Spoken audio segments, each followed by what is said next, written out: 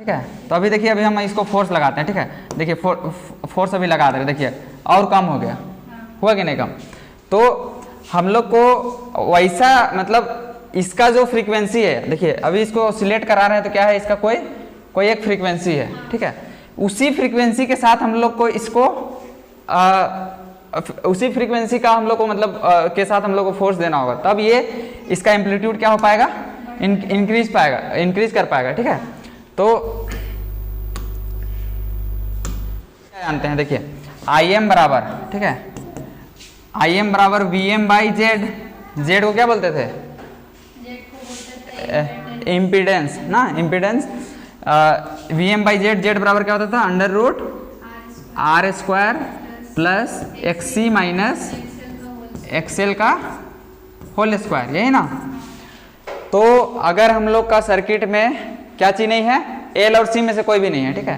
तो यहाँ पे हम लोग को या तो एक्सी या फिर एक्सएल को क्या करना होगा, जीरो करना होगा, ठीक है। तो अगर ये जीरो कर देंगे तो हम लोग का जो आई एम है, आई एम का वैल्यू आर स्क्वायर में और कुछ जुड़ेगा, ठीक है। तो इसका वैल्यू क्या हो जाएगा, कम हो जाएगा, ठीक है। तो इम्पीडेंस का वैल्यू हम लोग को मैक्सिमम नहीं मिल पाएगा। तो इसको समझने के लिए एक और हम लोग एग्जाम्पल लेते हैं, जैसे कि फैन, ठीक है। हम लोग एग्जाम्पल कंसिडर कर रहे हैं फैन का, ठीक, किसका, फैन का, इलेक्ट्रिक फैन। तो इलेक्ट्रिक फैन में क्या होता है कि एक कोयल है, ठीक है, अंदर में कोयल ही रहता है ना। तो कोयल है मतलब रेजिस्टेंस भी लगा हुआ है, ठीक है। मतलब हम लोग के पास क्या क्या है, कोयल है मतलब इंडक्टर उसको बोल सकते हैं, ठीक है। इंडक्टर है, इंडक्टर को क्या चीज दिखाते हैं, एल है, और क्या है, रेजिस्टेंस है। इंडक्टर और रेजिस्टेंस है, लेकिन एक चीज का कमी है, सी का, ठीक है। तो अगर एल और सी से केवल हम लोग अगर पंखा को स्टार्ट करें, ठीक है, हम लोग का पंखा अच्छा से रोटेट नहीं करता, और कोई केस में क्या होता है कि एक भी रोटेट नहीं करता है, ठीक है। तो जब हम लोग इसमें कैपेसिटर को लगा देते हैं, क्या कहते हैं, कैपेसिटर को लगा देते हैं। तो कैपेसिटर को इस तरीके से हम लोग को लगाया जाता है कि इसका जो एक्सएल और एक्सी को क्या बोलते हैं, हाँ, एक्सी को क्या बोलते हैं, कैपेसिटिव रिएक्टेंस, और कैपेसिटिव, हाँ, इंडक्टिव रिएक्टेंस ना। तो इस तरीके से हम लोग, जैसे कि देखिए यहाँ इसका कुछ कैपेसिटिव रिएक्टेंस, इंडक्टिव रिएक्टेंस तो फैन का कुछ होगा, ठीक है। तो हम लोग कैपेसिटिव रिएक्टेंस को इस तरीके, मतलब इसका कैपेसिटर को इस तरीके से हम लोग सेलेक्ट करते हैं कि उसका जो कैपेसिटिव रिएक्टेंस है वो इंडक्टिव रिएक्टेंस के क्या हो जाए, बराबर। मतलब इस तरीके से हम लोग को कैपेसिटर ज़्यादा बड़ा कैपेसिटर भी खतरनाक है, और कम वाला भी, मतलब हम लोग को मेंटेन रखना है एक्सी और एक्सएल को के बीच में इक्वलिटी, तब हम लोग क्या मिल सकता है, करंट मैक्सिमम। करंट मैक्सिमम मिलेगा तो मैक्सिमम मैग्नेटिक फील्ड इंड्यूस्ड होगा, ठीक है। और उससे क्या होगा, रोटर में उसका जो कॉइल है उसमें एक रोटेटिंग मैग्नेटिक फील्ड क्रिएट होता है, जिससे कि अपोज होता है रोटर, और वो क्या करता है, रोटेट करता है, ठीक है। तो उसके लिए क्या करना होगा, एक्सी को एक्सएल के बराबर होना होगा। तो इसीलिए हम लोग कैपेसिटर डालते हैं फैन में। अगर फैन में अगर कैपेसिटर नहीं डालेंगे तो हम लोग का क्या होगा, फैन अच्छा से रोटेट नहीं करेगा, चलेगा ही नहीं, या फिर बहुत कम चलेगा, चलता भी है तो बहुत कम, ठीक है। जैसे कि कभी कभी क्या होता है कि जो हम लोग का कैपेसिटर है उसका एक्सी का वैल्यू कम हो जाता है, ठीक है।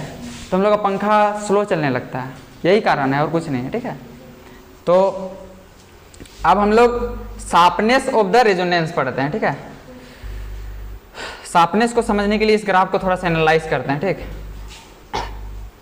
अगर देखिए, अगर ये ग्राफ किसके बीच में है, आई एम और ओमेगा के बीच में, इधर गौर कीजिए, ठीक है। आई एम और ओमेगा, आई एम मतलब ये करंट को दिखा रहा है, ठीक है, करंट का पीक को, और ओमेगा क्या होता है, रेजोनेंट फ्रीक्वेंसी ना, रेजोनेंट एंगुलर फ्रीक्वेंसी, ठीक है। रेजोनेंट एंगुलर फ्रीक्वेंसी ओमेगा बोलते हैं। रेजोनेंट क्यों लगा रहे हैं, क्योंकि इसमें क्या है, हम लोग का एम्पलीट्यूड मैक्सिमम जा रहा है ना, ओमेगा नोट पे, ओमेगा नोट को, ठीक है। एंगुलर फ्रीक्वेंसी इसको बोल सकते हो, ठीक, लेकिन इसको बोलेंगे resonant angular frequency, omega naught को, ठीक है। ओमेगा नोट को बोलेंगे रेजोनेंट एंगुलर फ्रीक्वेंसी, क्योंकि इस केस में हम लोग का करंट क्या हो रहा है, मैक्सिमम हो रहा है। तो अगर हम लोग का ग्राफ मान लेते हैं इस टाइप का बने, ठीक है, इस टाइप का अगर बन जाएगा, ठीक है, तो इसमें क्या होगा, इसमें बहुत सारा फ्रीक्वेंसी पे क्या होगा, बहुत सारा, यहाँ पे देखिए ये अलग अलग फ्रीक्वेंसी मान लेते हैं, ठीक है। बहुत सारा फ्रीक्वेंसी पे क्या होगा, करंट सेम जाएगा, ठीक है। तो इस केस में क्या होगा कि मान लेते हैं अलग अलग फ्रीक्वेंसी में अलग अलग रेडियो स्टेशन वाला लोग अपना लगा के रखा है, ठीक। तो हम लोग को एक साथ एक से ज़्यादा सिग्नल सुनाई देगा, तो एक से ज़्यादा सिग्नल सुनाई देगा। तो उसमें आप लोग गौर कीजिएगा, कभी कभी होता है ऐसा भी, रेडियो सुनने के टाइम में एगो का थोड़ा सा ट्यूनिंग मतलब चेंज करते हैं ना, तो दो रेडियो का एक साथ सुनाई देता है, ठीक है। तो उसका मतलब ये है कि उसका जो उन लोग जो अपना जो क्या बोलते हैं शार्पनेस है, शार्पनेस को मेंटेन नहीं रखा है, ठीक है। कोई कोई रेडियो सिग्नल वाला लोग का शार्पनेस बहुत अच्छा रहता है, जिसके कारण हम लोग पूरा क्लीन सुनाई देता है। जैसे कि एक पॉपुलर एफएम रेडियो स्टेशन का क्या था 104.8 ऐसे कुछ है, सुने थे ना 104.8, तुम लोग रेडियो पहले नहीं सुनता था। तो जिसका शार्पनेस ज़्यादा अच्छा रहेगा, ठीक है, शार्पनेस जिसका जितना अच्छा रहेगा उसका क्या होगा। हाँ, अब अभी और नया नया बात में बताएंगे, जैसे कि ये तो हम लोग अभी ऐसे ही बस चर्चा कर रहे हैं। तो अगर हम लोग मान लेते हैं, ठीक है, ये हम लोग का मैक्सिमम गया कहाँ पे, ओमेगा नोट पे, ठीक है। ओमेगा नोट पे हम लोग का मैक्सिमम गया क्या, करंट, ठीक।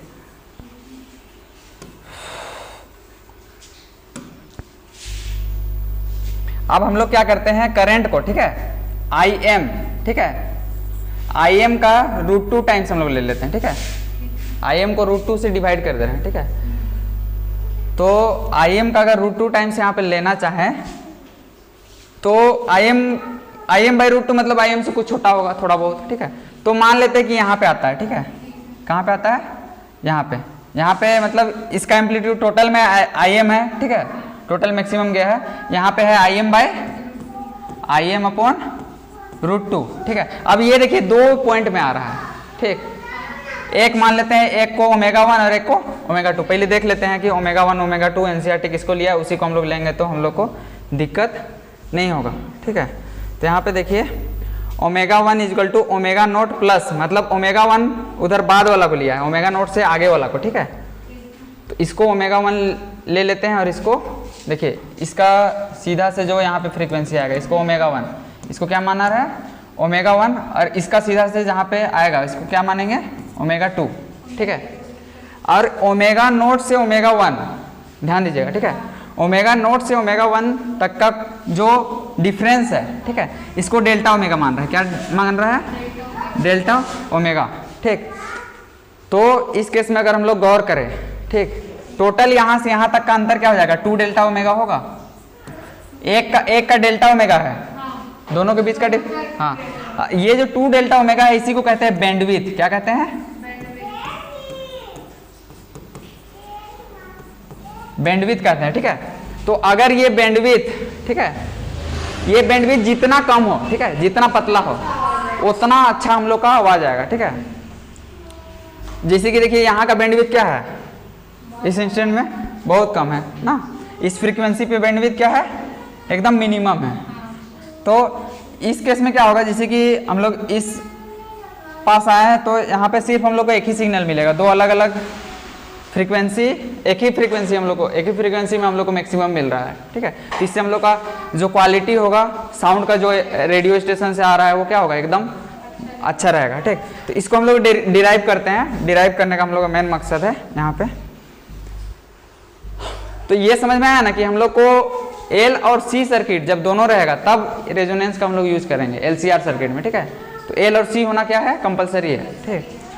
तो शार्पनेस ऑफ रेजोनेंस हम लोग का, ये हम लोग का टॉपिक है, क्या है, शार्पनेस ऑफ रेजोनेंस। अब देखिए हम लोग क्या जानते हैं, IM बराबर VM बाई Z पढ़े हैं, यहाँ पे तो लिख दिया IM बराबर VM बाई Z, और Z बराबर होता है R² plus XC minus XL का होल स्क्वायर, ठीक। तो यहाँ पे हम लोग का यही फॉर्मूला बस दिया हुआ है, ठीक है। अब देखिए अब हम लोग क्या जानते हैं, और एक बात जानते हैं कि XC बराबर क्या होता है और XL बराबर क्या होता है, XC बराबर और XL बराबर पढ़े हैं ना। तो XC बराबर क्या होता है, 1 अपॉन ω/c, और XL बराबर ω/L। तो यहाँ पे देखिए, अच्छा ω/L XL माइनस XC किया है ना, अच्छा एक बात बताइए, a माइनस बी का होल स्क्वायर को हम लोग b माइनस ए का होल स्क्वायर लिख सकते हैं? नहीं लिख सकते हैं? लिख सकते हैं, लिख सकते हैं ना, कोई दिक्कत नहीं है, ठीक है, इसमें कोई दिक्कत नहीं है, ठीक है। तो देखिए एक का वैल्यू क्या है हम लोग के पास, ओमेगा एल, और दूसरे का ओमेगा 1/ओमेगा c, ठीक है। तो एक्सएल और एक्ससी की जगह में क्या किया, इसको पुट कर दिया है, और तो कुछ किया नहीं है, ठीक। तो इस केस में क्या होगा हम लोग का करंट क्या होगा, मैक्सिमम कब होगा, जब हम लोग का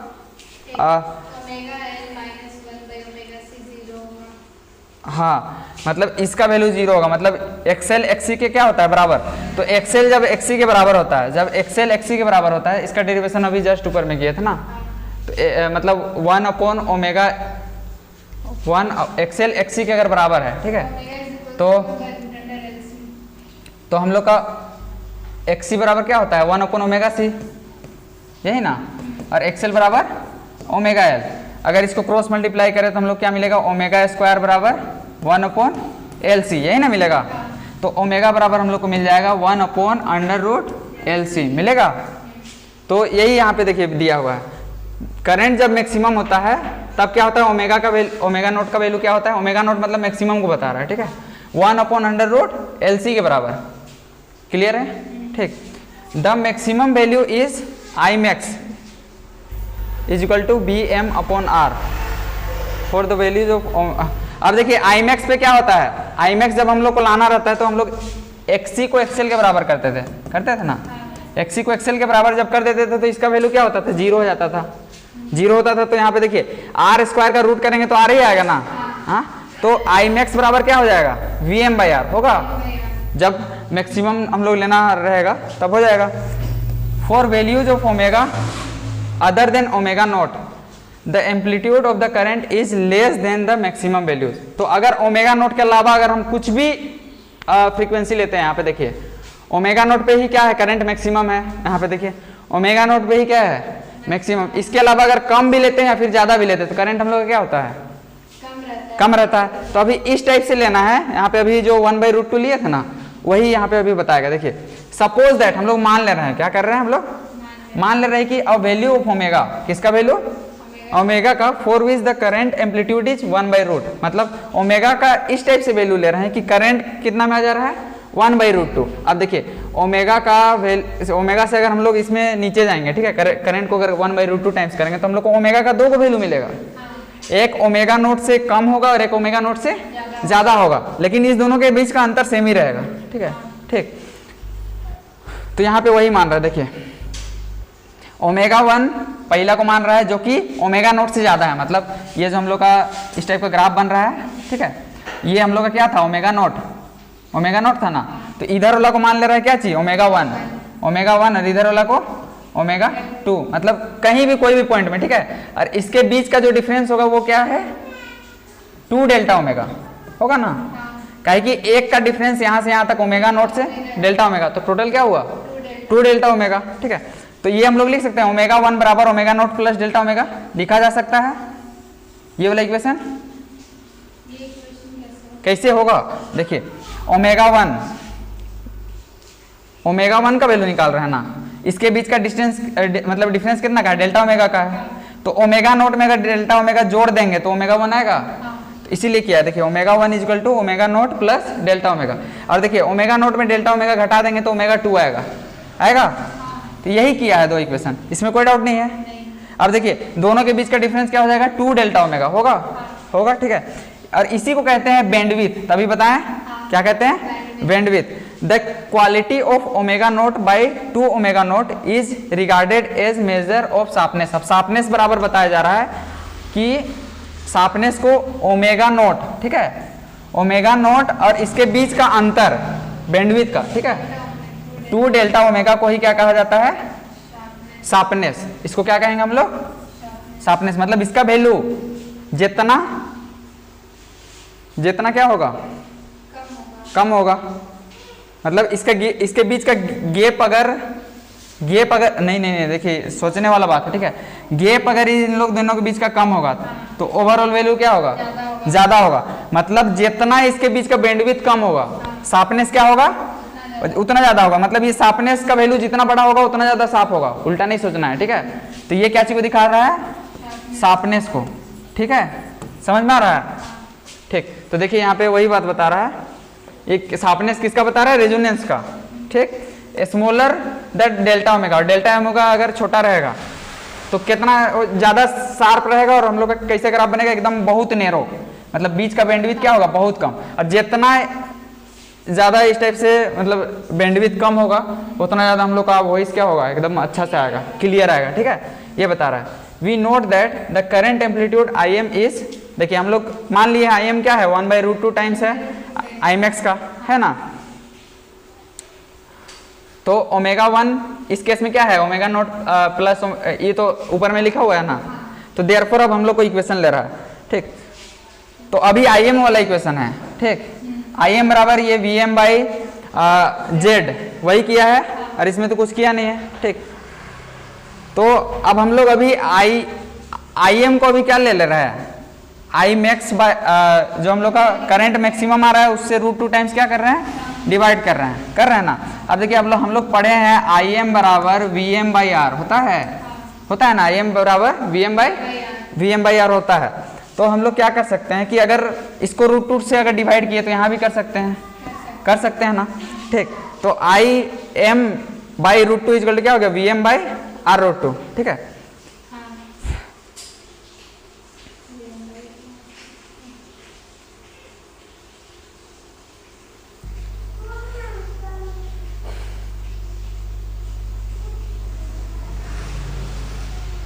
अब देखिए इसमें आई एम लिया है किसका, ओमेगा 1 का लिया है, देखिए ओमेगा 1 मतलब इस केस का, ठीक है। तो इस केस में करंट यही ना है, करंट यही वाला ना, I max by √2 I M by √2 यही है ना। तो अभी हम लोग क्या करें, इसको इसके बराबर लिख सकते हैं, और ये वाला इसके बराबर भी हो सकता है, ठीक है, क्योंकि ये आई को ही दिखा रहा है। तो इसको और इसको इक्वेट कर रहे हैं, इसको और इसको इक्वेट कर रहे हैं, ठीक। इक्वेट करते हैं तो देखिए अगर इसको इक्वेट करेंगे तो देखिए वी एम और वी एम कटेगा ना, इमेजिन करने सक रहे हैं ना, वी एम कटेगा, और 1 बाई इधर r√2 आएगा, 1 बाई r√2 यहाँ पे, इसको समझ लीजिए, देखिए इस टाइप से लिखा हुआ है वी एम बाई r√2, ठीक है, इज इक्वल टू क्या लिखा हुआ है, V M by √r² plus omega 1l, ठीक है, माइनस 1/ओमेगा 1c का होल स्क्वायर, ठीक है। तो अब ये वी एम हम लोग का कट गया, इसको क्रॉस मल्टीप्लाई कर देंगे तो r√2 बराबर ये आ जाएगा। तो यहाँ पे देखिए वही लिखा है, देखिए r√2 इज इक्वल टू ये, इसमें कोई दिक्कत नहीं है। अब देखिए अब स्क्वायरिंग बोथ साइड, अब क्या किया जा रहा है, दोनों साइड स्क्वायरिंग अगर हम लोग करते हैं तो स्क्वायर रूट क्या होगा, कैंसिल हो जाएगा, मतलब ये रूट का काम खत्म। और इधर देखिए √2 का स्क्वायर 2 हो गया और r का स्क्वायर, कोई दिक्कत नहीं है। अब देखिए अब यहाँ पे देखिए r² और यहाँ पे 2r², इसको लेफ्ट साइड में ले जाते हैं, 2r² में r² घटाया मतलब r² बचा, ठीक है। तो r² बराबर अगर हम लोग का आ गया, r² बराबर क्या आया, omega 1 l minus 1 by omega 1 c का होल स्क्वायर। अब रूट कर देते हैं तो स्क्वायर रूट खत्म हो जाएगा दोनों साइड से, तो r बराबर ये मिलेगा, कोई दिक्कत नहीं है। अब देखिए ओमेगा 1 बराबर हम लोग क्या माने हैं, यहाँ पे omega naught plus delta omega माने थे, स्टार्टिंग ही में माने थे, तो उसको बस पुट कर दे रहा है, किया है इसमें। तो देखिए ओमेगा 1 के जगह में हम लोग रख दिए omega naught plus delta omega, कोई दिक्कत नहीं है, इनटू कर दिए क्या चीज़ से, एल से, क्योंकि एल यहाँ भी है, ठीक। अब देखिए 1/ओमेगा 1 के जगह में यहाँ भी वही लिख दिए, कोई दिक्कत नहीं है वाला इक्वेशन में। अब देखिए अब इसके बाद क्या किया जा रहा है, अब ओमेगा नॉट अगर इससे हमको कॉमन निकालना है, बाहर निकालना है, ठीक। इस इक्वेशन से क्या करना है हम लोग को, ओमेगा नॉट को बाहर निकालना है, ठीक। ओमेगा नॉट को अगर बाहर निकालना है तो यहाँ पे ओमेगा नॉट से क्या करना होगा, डिवाइड करना होगा, तभी ना कॉमन निकाल सकते हैं। डिवाइड मल्टीप्लाई करेंगे तो मल्टीप्लाई वाला चीज़ क्या हो जाएगा, बाहर हो जाएगा। तो यहाँ पे ओमेगा नॉट एल पहले से है, ओमेगा नॉट एल बाहर आ गया। अब इसको क्या लिख सकते हैं, ओमेगा नॉट अगर बाहर आ गया तो यहाँ पे 1 बचा, और ये delta omega by omega naught, दिक्कत नहीं है बोला में। अब इसमें भी देखिए, इसमें भी ओमेगा नॉट बाहर निकाला गया, देखिए सी इसमें पहले से कॉमन है, इसमें ओमेगा नोट, इसको समझ में आएगा बाद में कि क्यों निकाला गया, ठीक है, इसका रीजन अभी पता चलेगा, ठीक। तो ओमेगा नोट इससे भी बाहर निकाले तो यहाँ पे इस टाइप से इसको लिख सकते हैं, इस इक्वेशन में कोई दिक्कत। अब देखिए, अब हम लोग क्या जानते हैं कि ओमेगा नोट का वैल्यू, ओमेगा नोट मतलब हम लोग का जब करंट मैक्सिमम हो उस टाइम का फ्रीक्वेंसी, उसी को ना ओमेगा नोट लिया जा रहा है। तो इज इक्वल टू ये क्या होता है 1/√LC, पढ़े हैं ना। तो ओमेगा नोट का स्क्वायर बराबर क्या हो जाएगा 1/LC होगा। हाँ, तो यहाँ पे देखिए यूजिंग ओमेगा नोट का स्क्वायर क्या होता है 1/LC in the second term of the left hand side, left hand side का एक सेकेंड टर्म है, ठीक है। अब देखिए यहाँ पे क्या है ओमेगा नोट C है, क्या है ओमेगा नोट C। अब हमको क्या लाना है यहाँ पे ओमेगा स्क्वायर, क्या लाना है ओमेगा स्क्वायर, यहाँ पे इसको इधर भेज देते हैं, ठीक है। तो ओमेगा स्क्वायर क्या हुआ C, तो यहाँ पे सिर्फ ओमेगा नोट है ना, इसको अगर ओमेगा स्क्वायर C बनाना होगा तो ऊपर में भी क्या करना होगा ओमेगा लिखना होगा, नीचे में भी ओमेगा, यही ना, तब ना इधर ओमेगा स्क्वायर C आएगा। तो ओमेगा स्क्वायर C की जगह में हम लोग 1/L पुट कर सकते हैं। देखिए यहाँ से हम लोग का आ गया ओमेगा स्क्वायर इंटू C, ठीक, कर सकते हैं। तो ओमेगा स्क्वायर इंटू C बराबर क्या हो गया 1/L। उसको यहाँ पे क्या कर दिए हम लोग सब्स्टिट्यूट कर दिए ओमेगा स्क्वायर C को, यहाँ पे ओमेगा ओमेगा से मल्टीप्लाई कर दिया, मतलब नीचे में क्या है यहाँ पे ओमेगा स्क्वायर C, समझना। तो देखिए इसको करने के लिए क्या किए कि देखिए ओमेगा नोट से पहले गुना कर लिए, तो नीचे में क्या आया ओमेगा स्क्वायर C आया, ठीक। अब इसके जगह में 1/L किए तो ऊपर में L आ गया, ठीक। तो यहाँ पे ओमेगा नोट L कैसे आया उसी कॉन्सेप्ट से, ठीक है। और इसके बाहर वाला पार्ट सब गायब हो गया, कोई दिक्कत नहीं है। और यहाँ पे सेम टू सेम है, कोई अंतर नहीं है। अब देखिए अब इसमें एक थोड़ा सा इसमें लेट किया गया है, क्या किया गया है वी कैन अप्रोक्सीमेट। आप देखिए डेल्टा ओमेगा बाई ओमेगा, यहाँ पे 1 प्लस जो डेल्टा ओमेगा बाई ओमेगा है, ठीक है, का पावर क्या है माइनस में है ना, ये मतलब 1 में कभी भी कुछ भी रहता है, ठीक है, माइनस में होगा। तो इसको ये मान ले रहा है, क्या मान रहा है 1 minus delta omega by omega naught. ये क्यों मान रहा है, क्योंकि delta omega by omega naught क्या होगा 1 से छोटा होगा, ठीक। तो अगर ये हम लोग मान लेते हैं, ठीक, ये अगर हम लोग मान लेते हैं तो यहाँ पे इसके जगह में, इस टोटल के जगह में क्या पुट करेंगे 1 minus delta omega by omega naught, ठीक है। तो पुट कर देते हैं तो हम लोग का क्या आ जाता है कि देखिए इसमें अब देखिए ओमेगा नोट L दोनों में बाहर है, दोनों में कॉमन निकालते हैं तो देखिए 1 प्लस में और यहाँ पे माइनस अंदर जाएगा तो 1 माइनस में 1 1 कटेगा, और यहाँ पे 2 delta omega by omega naught आएगा। इमेजिन कर सक रहे हैं, कर रहे हैं, कर पा रहे हैं ना, ठीक है। तो ये आ जाएगा, इसमें कोई दिक्कत नहीं है। अब इससे हम लोग करेंगे डेल्टा ओमेगा को एक साइड करेंगे, ठीक है। तो इस इक्वेशन से अगर डेल्टा ओमेगा अगर हम लोग निकालना चाहे, क्या करना चाहे डेल्टा ओमेगा अगर निकालना चाहे तो हाँ, तो देखिए ओमेगा नोट गया, तो डेल्टा ओमेगा बराबर क्या हो जाएगा R बाई L 2L होगा। देखिए यहाँ पे 2L है तो R बाई 2L, ये हो गया किसका वैल्यू डेल्टा ओमेगा का। और अभी हम लोग एक चीज डिराइव किए हैं शार्पनेस के बारे में, किसके बारे में शार्पनेस के बारे में, ठीक है। तो शार्पनेस बराबर ऊपर में हम लोग पढ़े थे क्या होता था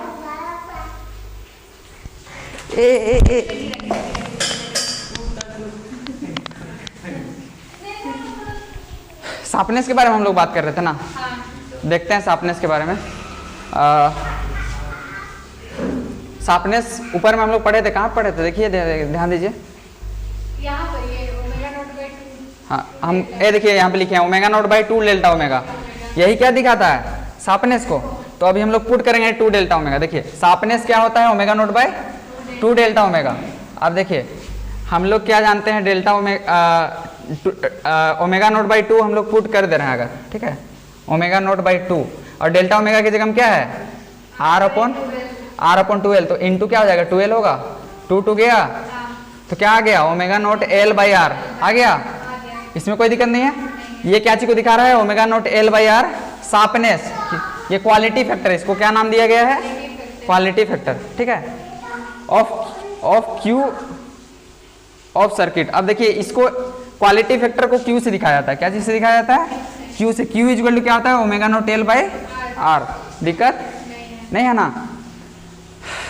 तो यही चीज बताता है क्वालिटी को, omega net into L by R का अगर हम लोग यूज करेंगे तो हम लोग को पता चलेगा कि कितना क्वालिटी का है, ठीक है।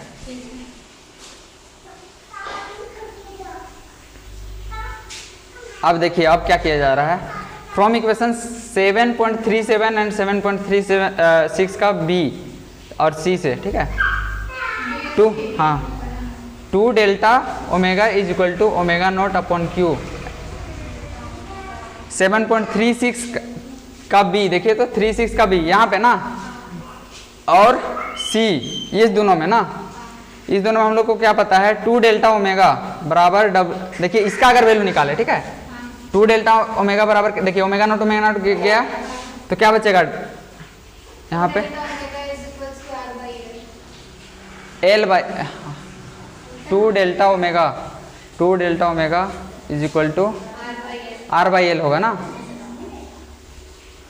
आर बाई एल होगा ना। देखिए इसको डिराइव करना होगा, 2 डेल्टा ओमेगा बराबर क्या हो जाएगा आर बाई एल।